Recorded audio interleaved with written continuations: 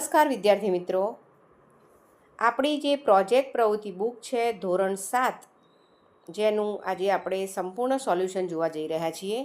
તો ચાલો શરૂ કરીએ. અહીં આપણા પ્રોજેક્ટની શરૂઆત આપણી પ્રોજેક્ટ પ્રવૃત્તિ નંબર 12થી કરીશું, જેનું નામ છે મારી વાર્તા.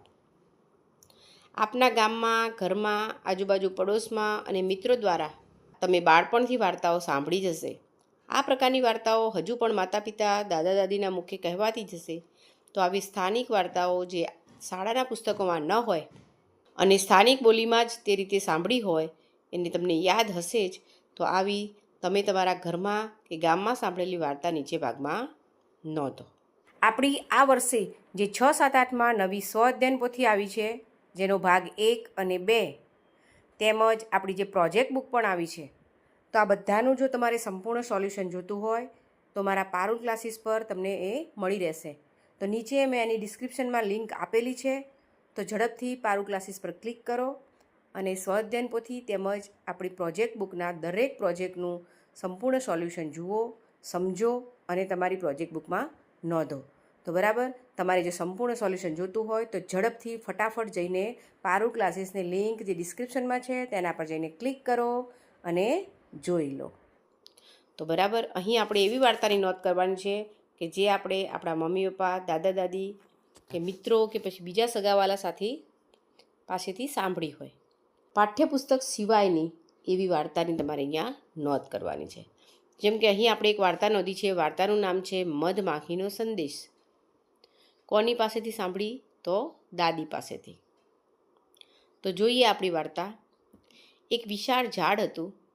આ ઝાડ પર એક મોટો મધપૂડો હતો. બાજુમાં જ ચકલીનો માળો પણ હતો. એકવાર આ ઝાડ નીચે કેટલાક માણસો આવ્યા અને તેમણે આ ઝાડ પર મોટો મધપૂડો જોયો. માણસોએ આ મધપૂડો જોઈ લાલચ જાગી, એટલે મધમાખીઓને ઉડાડીને બધું મધ ચોરીને ત્યાંથી જતા રહ્યા. આ જોઈ ચકલીને ખૂબ દુઃખ થયું, પણ તેને નવાઈ એ વાતની લાગી કે મધપૂડો તોડ્યાની બીજી જ સેકન્ડે મધમાખીઓ પાછી તેમના કામમાં લાગી ગઈ અને મધ ભેગું કરવા લાગી. આ જોઈ ચકલીએ મધમાખીઓને પૂછ્યું કે તમે ખૂબ મહેનત કરીને મધ બનાવો છો અને માનવીઓ તમને મારીને તમારું મધ ચોરી જઈ જાય, તમને દુઃખ નથી થતું? તો ચકલીની આ વાત સાંભળી મધમાખીએ સુંદર જવાબ આપ્યો કે માનવી મારું મધ ચોરી શકે છે, પણ મધ બનાવવાની મારી કલા ચોરી શકતો નથી. તો આ રીતે તમારે પણ એક બોધ મળે એવી એક વાર્તા અહીંયા નોંધવાની છે. આગળ પ્રશ્ન આપ્યો છે, વાર્તામાંથી શું શીખવા મળે છે? તો જે પણ વાર્તા આપણે નોંધીએ છીએ એ વાર્તામાંથી તમને જે બોધ મળે છે એ આપણે અહીંયા નોંધવાનો છે. તો આપણી વાર્તામાંથી બોધ મળે છે કે આ દુનિયામાં કોઈ પણ તમારો સામાન, મિલકત, વસ્તુ ચોરી શકે છે, પણ તમારું હુન્નર કોઈ ચોરી શકતું નથી. માટે હુન્નર એટલે કે કલા પર ધ્યાન આપો, બાકી બધું ગૌણ છે. નીચેનો પ્રશ્ન જોઈએ કે વાર્તાનું કોઈ એક ચિત્ર દોરો.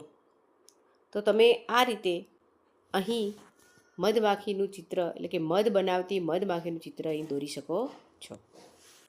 અહીં આપણો આ પ્રોજેક્ટ પૂર્ણ થાય છે. નેક્સ્ટ પ્રોજેક્ટ આપણા નેક્સ્ટ વિડીયોમાં. નમસ્કાર.